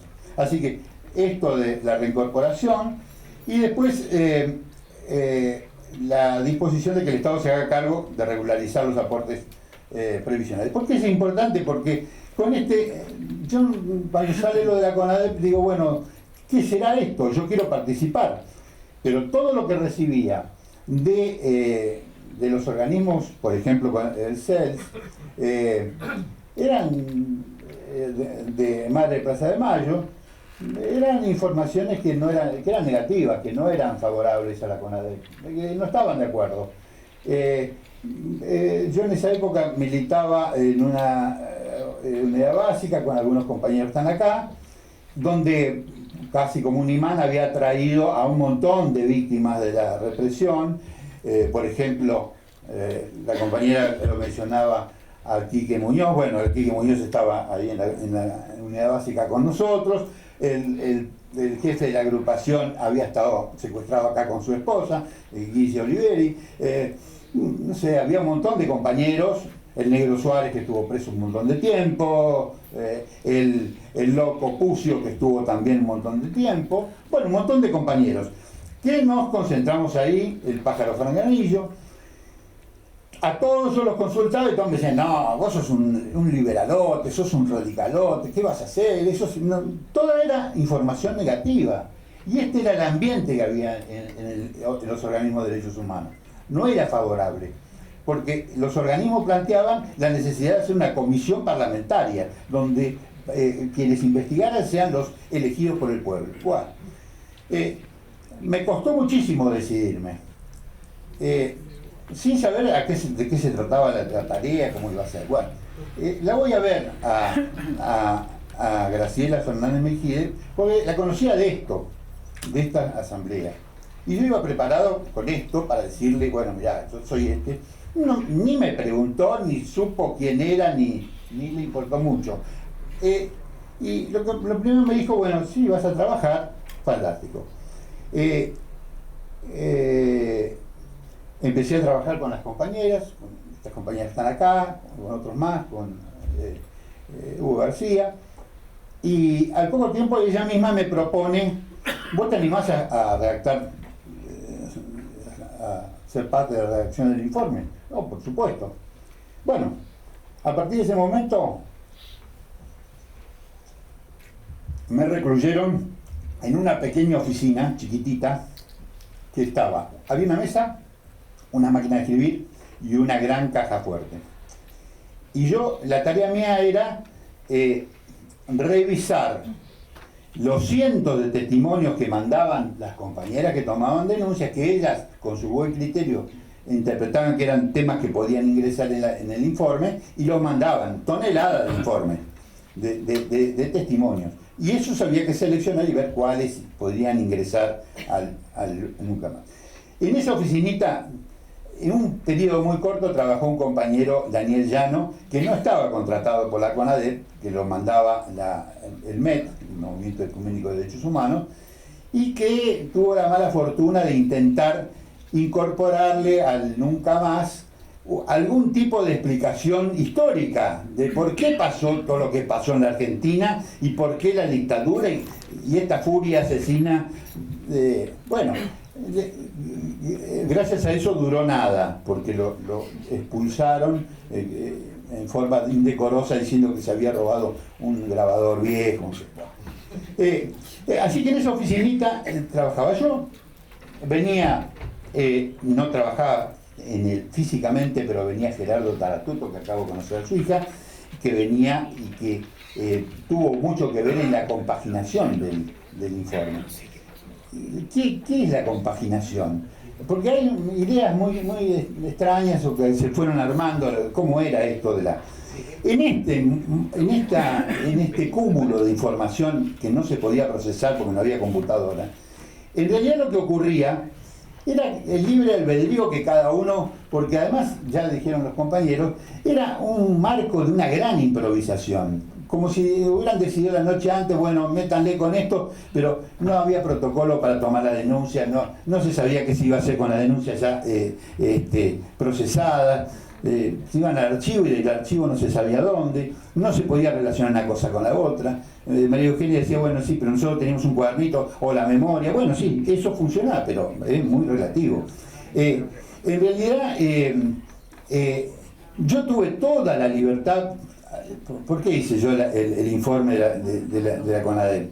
Hice el informe de la CONADEP porque se me ocurrió a mí, nadie me dijo, o sea, todos los temas que me parecían relevantes, me aboqué a la descripción con los testimonios que existían, que trasciende muchísimo el tema de la ESMA. Lo de la ESMA me pareció impresionante en cuanto a la potencia de los testimonios, que la mayoría eran testimonios que no se habían brindado directamente en el Teatro San Martín, sino que eran declaraciones que venían de los sobrevivientes y sobre todo sobrevivientes y algunos familiares que estaban exiliados en Europa. Ese fue el cúmulo más importante para poder desentrañar, porque la información de los compañeros que estaban en ese momento en condiciones de declarar la CONADEP eran limitados. Se me acabó el tiempo. ¿Dice? Seguimos con las preguntas. Bueno, quiero plantear en principio este primer dato de cómo fue la mecánica y cómo fue la estructura del Nunca Más. Entonces yo hice los artículos que me parecieron necesarios, siempre intentando poner la mayor cantidad de información, no de las víctimas, la mayor cantidad de información de los victimarios. Esto fue la discusión de fondo, y esto fue una discusión parteaguas aún dentro de la CONADEP. Y eso explica también por qué toda la discusión de los dos demonios en el prólogo, que viene arrastrándose desde 40 años. O sea, aún dentro de la CONADEP había por lo menos actitudes complacientes, o no complacientes, pero tolerantes, de esta idea de cómo venía el tema de la represión en la Argentina. Y básicamente porque toda la política de derechos humanos del alfonsinismo la manejó un grupo selecto, reducido, que se identificaba a través de lo que se llamaba la Sociedad Argentina de Análisis Filosófico. Esta Sociedad Argentina de Análisis Filosófico estaba formada básicamente por gente muy pensante, que eran Malamud Gotti y Carlos Nino, y también por Eduardo Rabosi. Estos eran los arquitectos de cómo fue la estructura de la CONADEP y cuál fue el destino, o por lo menos la pretensión. Y básicamente en tres decisiones. Primero, que la responsabilidad y la acusación y la denuncia era contra las víctimas y contra los victimarios, o sea, estaba la teoría de los dos demonios. La condena tenía que ser tanto para uno como para otro, y de ahí surge directamente la base de los primeros dos decretos en los cuales se decide. En el primero, la persecución a las cúpulas guerrilleras, bla, bla, bla, entre ellas al gobernador de la provincia de Córdoba, elegido democrático, bueno, también ahí. Y después, primer punto, y acusándolo de una cantidad de delitos que en el segundo decreto es menor. Bueno, la condena a las juntas militares era por tormentos, privación ilegítima de libertad y por, lo tengo anotado por ahí, tres aspectos. El otro era por atentar, por esto, por... Bueno. Entonces, primer punto era ese. Segundo punto, que exista una investigación acotada en el tiempo, no seguir discutiendo este tema ad infinitum. Y tercero, básicamente que haya que las condenas no sean eternas. Bueno, esto fue lo que ocurrió. O sea, lo que decía Laura, que el estado de depresión y de desesperanza, cuando ocurre dentro de un solo proceso político presidencial, la acusación, la investigación, la acusación, la condena, la absolución y la prescripción, bueno, era en ese paquete resumir todo, que cuando termine el gobierno de Alfonsín, después vino Menem y completó con el indulto a todos. Bueno, ¿y eso qué nos costó? Nos costó nada menos que 17 años, puede ser un poco más, 17 años donde el tema de derechos humanos quedó congelado. O sea, la cantidad de delitos y de cosas sumamente graves que ya estaban probadas, que era lo que había surgido de la CONADEP, eso se perdió porque muchos de las víctimas se habían fugado, otros se habían muerto los testigos, se habían muerto las víctimas. O sea, este es el verdadero tema que tenemos que discutir. ¿Por qué lo tenemos que discutir? ¿Para hacer memoria y hacer historia? Sí, también para hacer historia, pero fundamentalmente porque ahí radica parte de lo que nos está ocurriendo hoy. Perfecto, no incluyamos la AAA.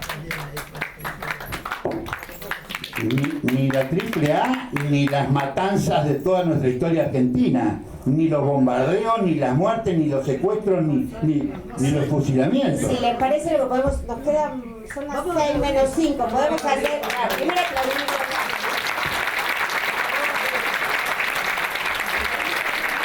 Y ahora sí podemos tomar media hora para hacer algunas preguntas, opiniones, donde ahí también el compañero puede hablar. ¿Quién? ¿Vos tenés un micrófono por ahí? No. ¿Dónde habíamos? No, tenemos acá, No hay no, nada. pasar al frente. Vamos.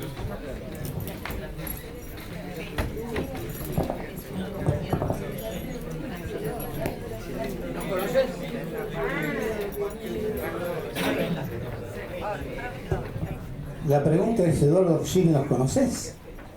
Julio López y Juan Gattinoni. Nosotros dos y Claudio Hunterwoods trabajábamos contigo. Mirá, no. Si te veo en la calle no, pero está diciendo está diciendo otra cosa. Perdón, ahora me dejas hablar a mí. Perdón. ¡Qué alegría! Sí, a mí no. El asunto es cómo se hizo el informe Nunca Más. No es la forma que dijo Eduardo. Trabajábamos en esa oficina, Julio López, Juan Gattinoni, Eduardo Gil, Claudio Hunterwoods y Daniel Llani. Y Horacio. Todos leímos todos los materiales.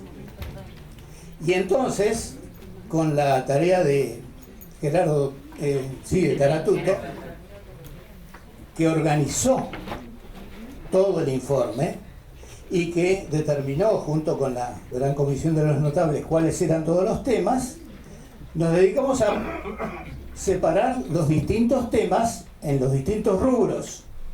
Pero eso lo hicimos los 5, los 6, no solamente Eduardo.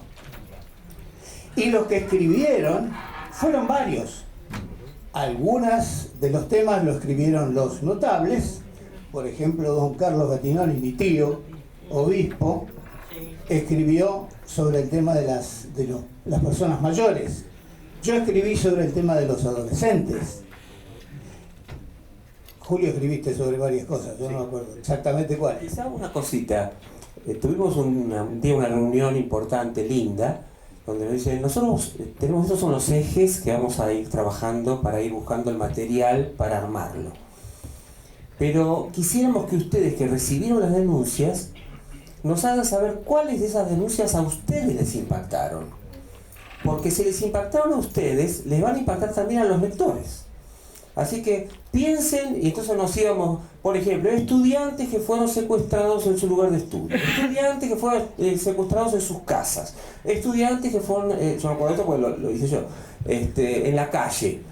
Entonces teníamos que, y esto hará 2 meses, 3 meses para atrás, te ibas al famoso fichero a buscar tu propia letra, porque estaba todo escrito con binomio, y a encontrar y sacarlo, fotocopiarlo, llevarlo. Eso como una respuesta emotiva a qué es lo que hemos estado escuchando y de qué manera ese aporte iba a enriquecer el informe general. Nada, simplemente para decir que el informe también fue una tarea colectiva y agradecemos muchísimo a Gerardo Taratuto, que fue el que compiló, organizó todo el informe Nunca Más tal como lo conocemos. Nada más.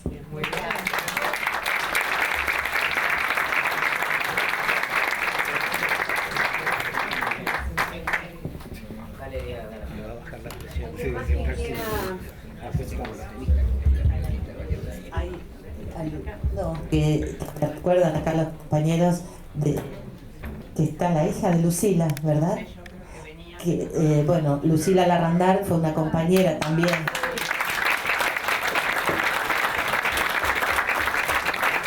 Muy importante de la CONADEP, una abogada y una militante de derechos humanos imprescindible, que se nos fue hace poquito tiempo. La hija de Cristina Liberato. Sí, Cristina está la hija.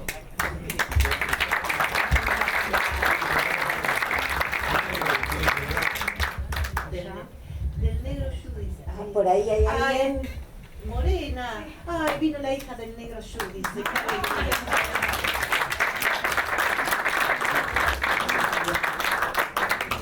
No sé si alguien más que quiera tomar la palabra va a tener que acercarse un poquito porque no va el micrófono.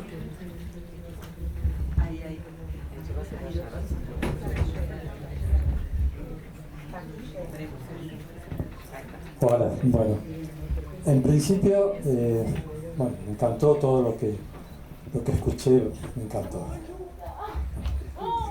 Profundizar, que la memoria siga, que no se pierda.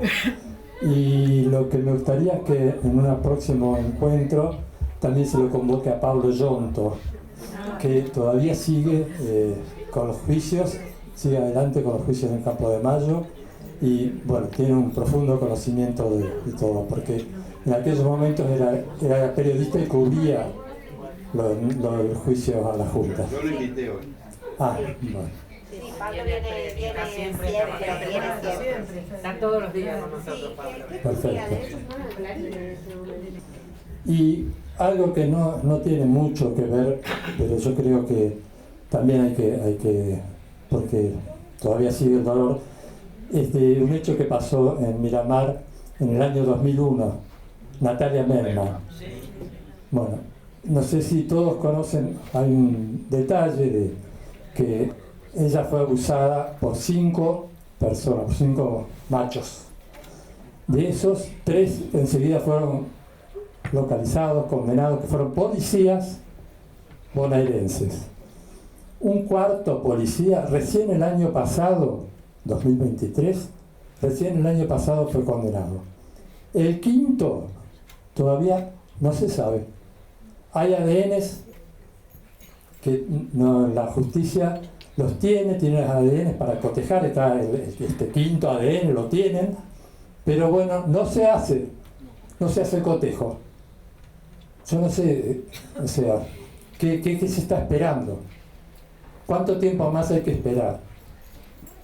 Entonces, bueno, la justicia tiene que llegar también para Natalia Merma. Así que bueno. No sé si quieren juntar dos o tres intervenciones y después damos la palabra acá. Así hacemos. Pero no, por el tema de Melma, porque es de llamar. Hay mucha gente que está pidiendo la palabra. Salidas domiciliarias ahora uno. Sí. Y otro más está pidiendo. Anselmini es uno de los policías que ya le concedieron la salida transitoria. Y fue tremendo, porque la torturaron, la violaron y la asesinaron. Por ahí lo tengo a Miguel y no sé si alguien más quería la palabra, podemos juntar varias intervenciones, sí. Gracias.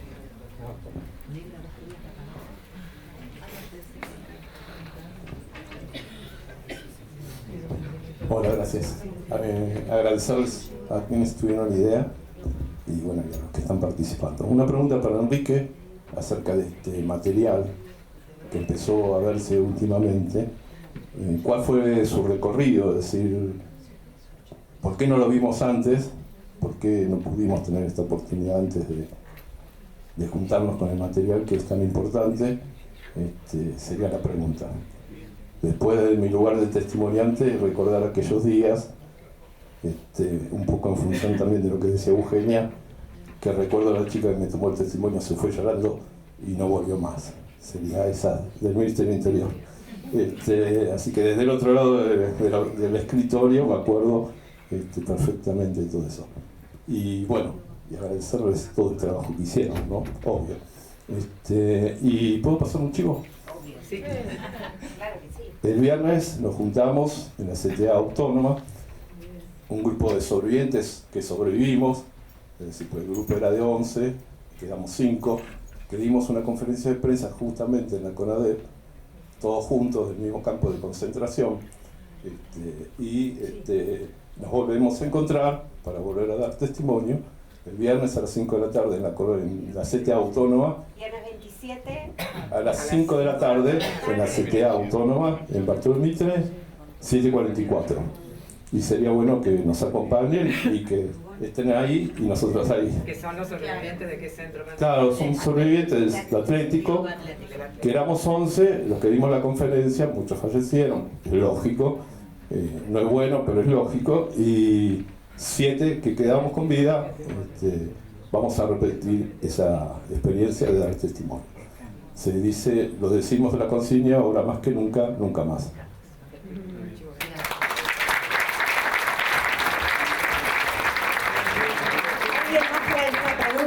Reunimos por ahí atrás y después en todo caso ya les doy la palabra. Tenemos uno acá y otra pregunta allá. Como... ¿Llega María? Claro que sí. No.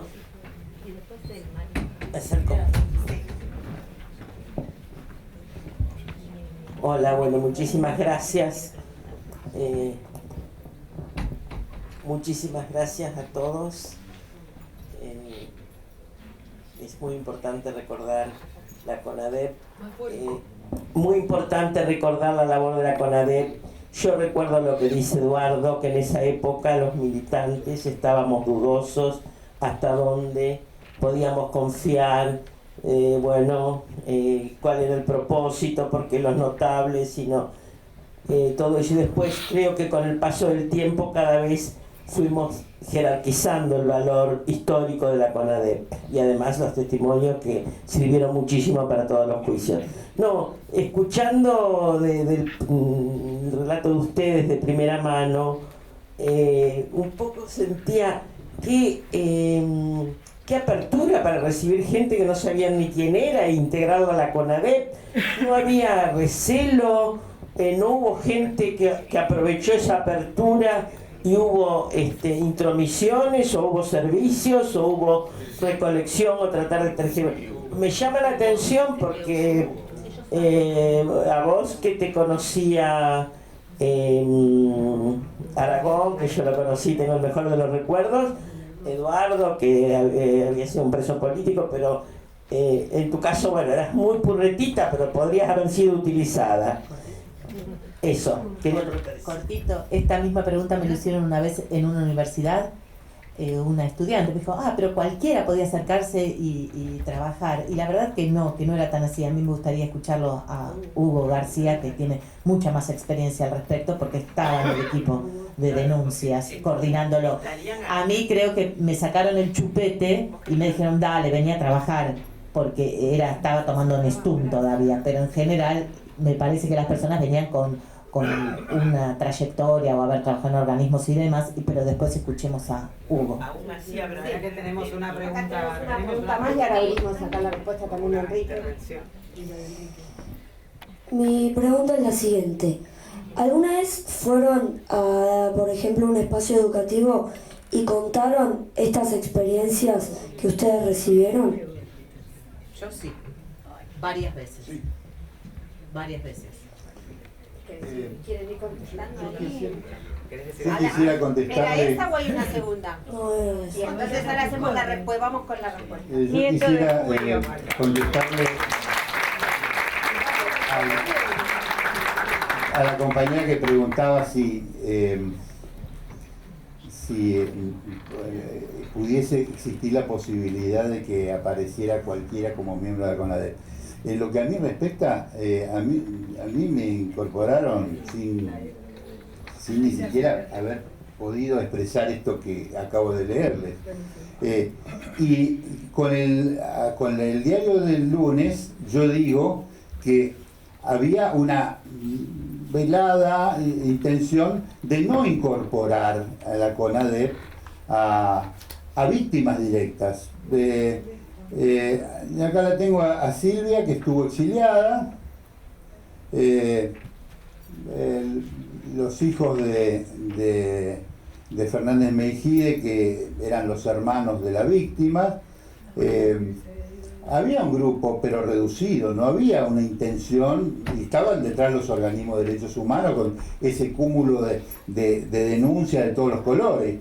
Entonces, había una cierta velada intención esto de que había que incorporar inocentes para resolver el tema de los otros que también tenían que ser inocentes, porque el discurso predominante discutido por muchos dentro y fuera de la CONADEP era que las víctimas no son ni inocentes ni culpables, son las víctimas. Los derechos humanos no son para los inocentes.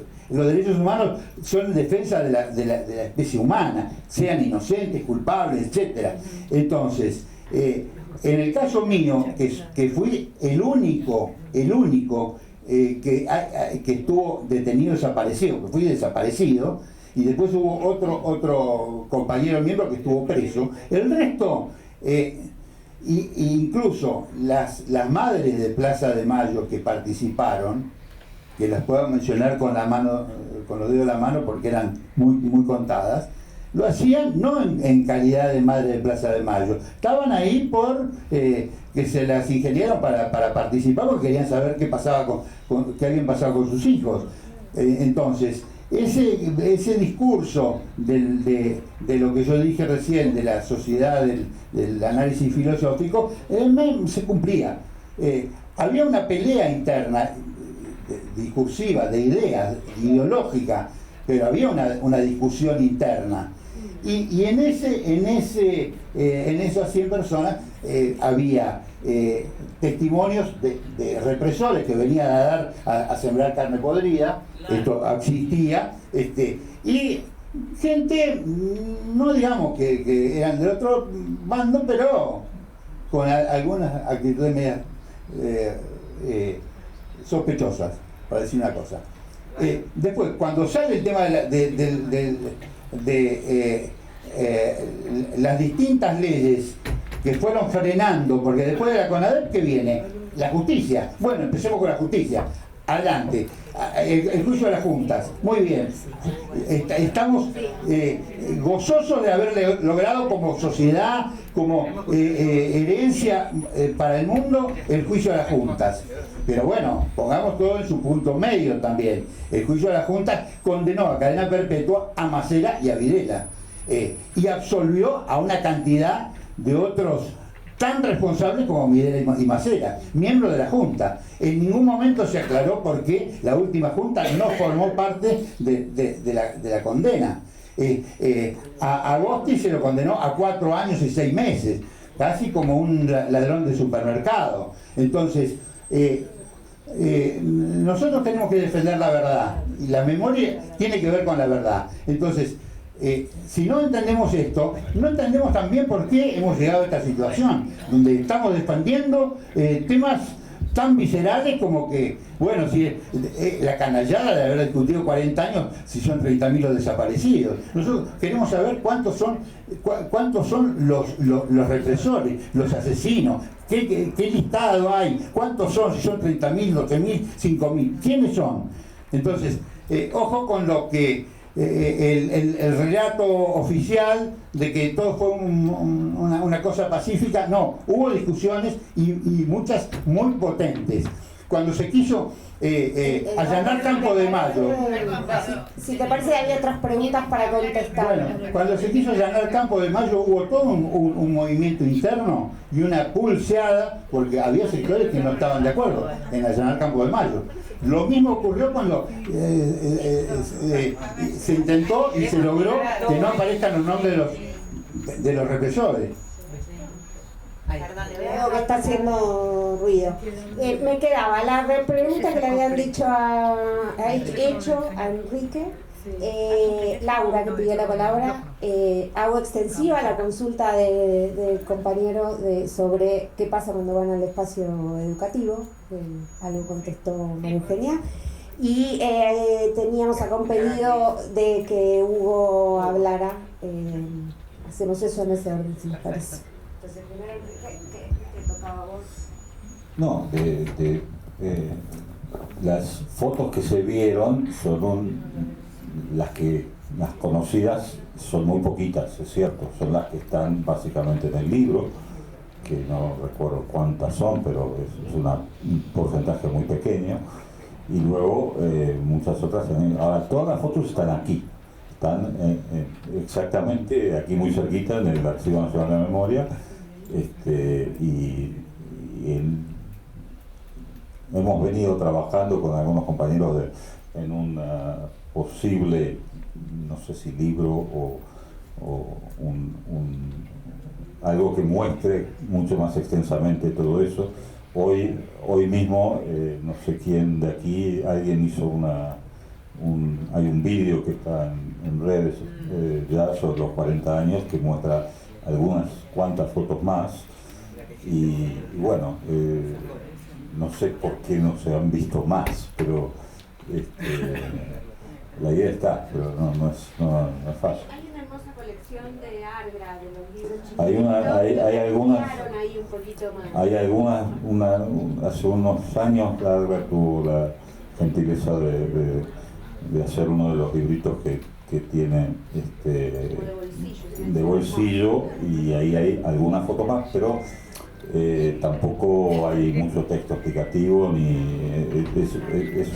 es un trabajo arduo que se sigue haciendo, o sea que en algún momento espero que se pueda hablar más.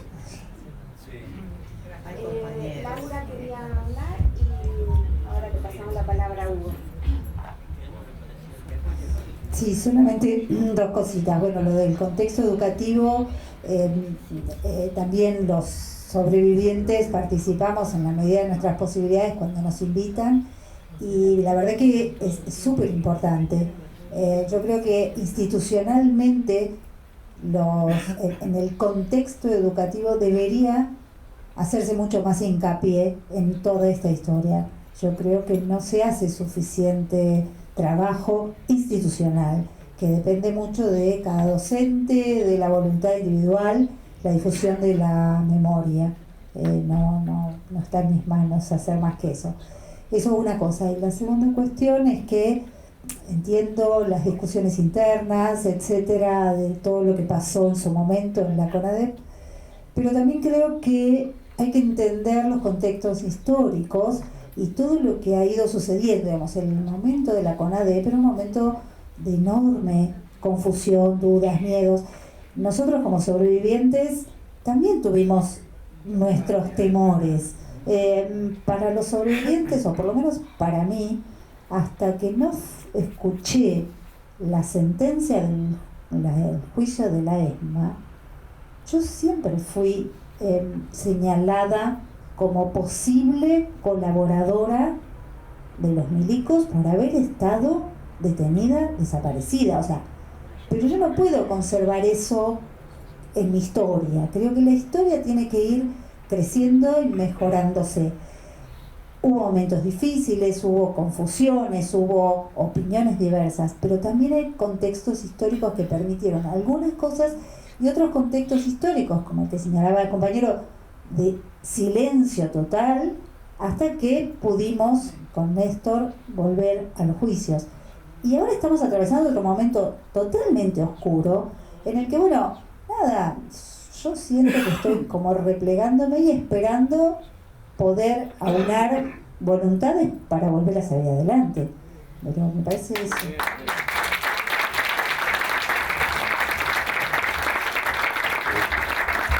La parte educativa es una cosa que a mí me preocupa también, me preocupa mucho, me preocupa ver, o sea, por un lado me alegra ver que hay una repercusión, hay suficiente convocatoria para llenar una sala y mucho más seguramente, pero me preocupa ver que todos los que estamos aquí, en su abrumadora mayoría, somos gente que vivimos esa época, o sea que tenemos ya una cierta edad, ¿no? Hay, con alguna notable excepción, no hay chicos, ¿no? Entonces yo quiero contar dos brevísimas anécdotas. Una es que yo tengo una hija de 16 años que un día, no hace mucho, va al colegio, a la escuela pública en Nueva York, ¿no? Y volvió a casa y me dice, papi, ¿sabes de qué hablamos hoy? De la dictadura argentina y los desaparecidos. A mí me volvió, me emocionó, ¿no?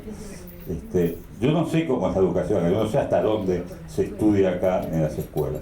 Y la otra cosa que quería señalar es un trabajo espectacular que ha hecho justamente Vera Yara, que está ahí escuchando, y que durante años ha ido por el mundo, especialmente en Italia, recorriendo escuelas, donde va y se pone el pañuelo en la cabeza y cuenta la historia de su vida.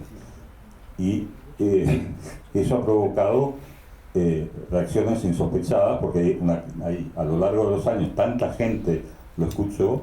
Ahí justamente, les doy un adelanto de algo que va a venir, que hay un chico de Torino que hace como 10 años era uno de los chicos que la escuchó en una escuela y le quedó grabada la historia. Le quedó grabada y después el chico creció y ahora es un famoso escritor que está haciendo un libro sobre su historia, ¿no? Pero eso es consecuencia de una acción individual también de una persona. Yo no sé qué políticas educativas hay para decir, bueno, hasta dónde se estudia esto. Me gustaría saber. Nos quedan 10 minutos, después le vamos a pedir por ahí a Vera que nos diga algo, pero Hugo, vos querías, o te están pidiendo. Gracias por estar, gracias a todos los que están acá, que conozco y los que no conozco. Por casualidad, se mandó un saludo para este grupo, Tito Mansur, Alberto Mansur, que era el secretario de Legales, y mandé un correo circular a toda la gente que conocía y a algunas direcciones muy viejas. Me contestó Graciela Fernández Mejide, que no puede caminar, y mandó un saludo para todos ustedes, lo cual me sorprendió porque yo no tenía contacto con Graciela. Así que quería compartirlos en este sentido. Y simplemente decirles que gracias porque están acá, y algunas cosas que comparto. Este jovencito que planteó, también yo lo fui a dar a muchos lados, lo que vos estás planteando. Acá hay también nietas mías que a veces me han escuchado estas cosas. Quiero rescatar también el ambiente lúdico que teníamos en la CONADEP, no solamente las cosas feas, las gorduras. Sí, de un debate muy intenso, muy fuerte sobre el tema que acá no se puso, que fue la decisión del gobierno en ese momento de elevar todas al Consejo Supremo de las Fuerzas Armadas. Eso fue un debate enorme, que fue muy complejo y que tuvo ya las cosas que ustedes vieron. Las Fuerzas Armadas no aceptaron eso y hubo que hacer todo el sistema de cambio suerte que se ha cambiado el sistema de la ley federal para que la Cámara Subfederal pudiera abocarse. Esto fue una discusión muy importante que se pudo resolver a través de la Cámara Federal. Pero quería hacer la parte lúdica y reconocer en la parte lúdica a cosas, no sé si está por acá la hija de Judice Bravo, la de Carol Taratuto, dos personajes, porque en el Judice se decía, yo no soy abogado, yo soy cantor. Sí. Y cazaba la guitarra como Roberto Verdún y cantaba, y ladraba pero cantaba. Y Gerardo un personaje, y con un trío con Lucila, la Randall, otro personaje. Entonces, y después alguien preguntó sobre el tema de la infiltración. Estamos infiltrados. Tenemos un día en el negro, me dice, mira, acá tengo un negro Judice Bravo, Gerardo, tenemos esta foto de este pibe, nos contó un represor que estaba vendiendo carne podrida, que tenía unas fotos de colegas. Me dice, ¿este lo conoces? Y yo, sí, era uno de nuestros secretarios de trabajo. Yo, sí, fulanito. Digo, mira, o sea, era un tipo que estaba de los servicios, que estaba trabajando. Cuando nos dimos cuenta, automáticamente lo llamamos y dijimos, mira, por favor, te vas de acá. El tipo que dio explicaciones, hizo un montón de, una escena así, claro, al lado nuestro. Una escena tremenda, pero todo tomátela porque te vamos a pegar la piña, no la denuncia. ¿Por qué le amenazabas? ¿Por qué me echan? No, mira.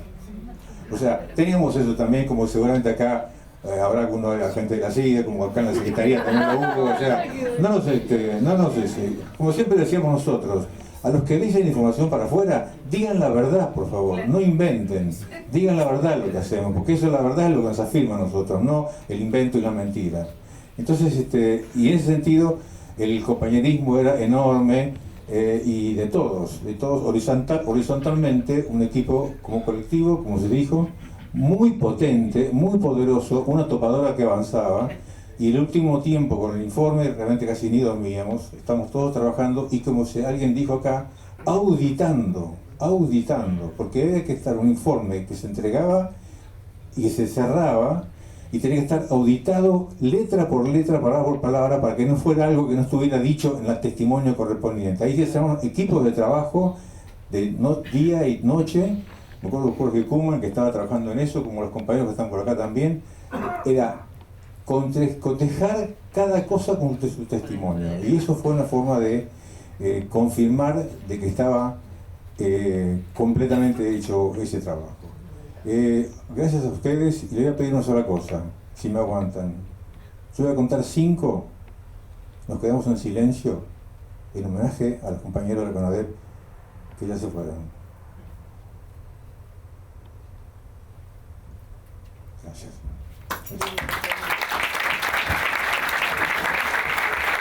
Vamos a darle la palabra a Vera para cerrar, igual para dar un cierre formal, pero después podemos quedarnos compartiendo.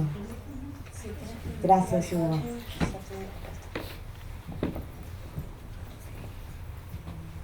Todo el mundo sabe que yo siempre quise el perfil bajo y no lo voy a cambiar ahora.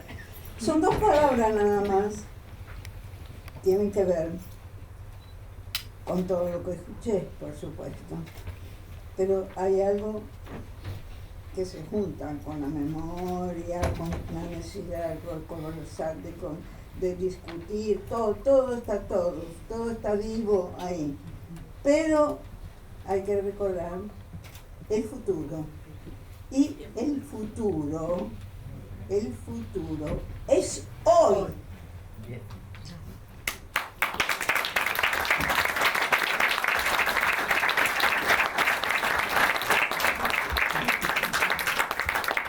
Tenemos bastante que hacer. Bastante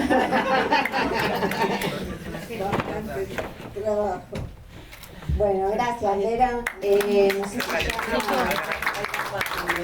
solo para cerrar, quiero recordar algo que me parece, como dice Vera, que es fundamental para hoy, y es que el valor del trabajo por la memoria, la CONADEP, el inicio, pero fue una gran estela la que dejó, más allá de todas las discusiones que bien se contaron. Para mí está muy representado en un testimonio de la Negra Caride hace algunos años. La Negra dijo que entró a esa misma inspección ocular y entró, había dado su testimonio escrito y ahí estaba su palabra, y entró en el auto que la llevaban y cerró los ojos para reconocer la gota del tanque del centro clandestino que goteaban, y la escuchó. Y luego está la foto, ¿no? Está la palabra, que son los testimonios, está el testimonio de ella diciendo reconocí esa gota, y está la foto del acta, y está en el acta, y se ve ese tanque, ¿no? Me parece que ese trabajo de unir palabra, testimonio, relato con fotografía y el informe validado hoy, en el momento en el que todos niegan los hechos directamente, ¿no? Ya no lo que opinamos de esos hechos, los hechos. Es un trabajo que hay que rescatar muchísimo, así que gracias a todos.